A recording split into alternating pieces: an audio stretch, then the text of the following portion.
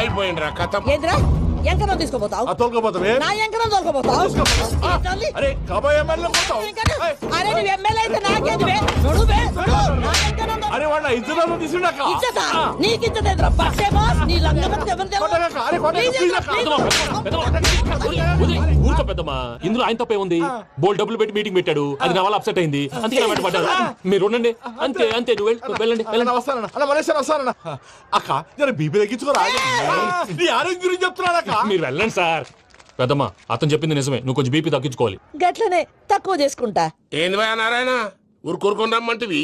మన ఎంకరకి పెళ్లి గిట్లు ఏమైనా సెటిల్ అయిందా? వీడికి ఇంకా పెళ్లి అవ్వదన్నా. అందుకే మేము ఇద్దరం కలిసి పుణ్యక్షేత్రాలకు పోదాం అనుకుంటున్నాం.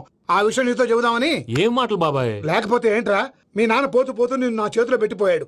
ఇప్పుడు ఆ బాధ్యత పెద్ద బరువు అయిపోయింది. అరే ఇప్పుడు ఏమైందని? ఎంకన్నను బంగారం లెక్క పెంచితివి. పెంచితే సరిపోతుందా? వీడికి 20 సంవత్సరాల వయసు వచ్చినప్పుడు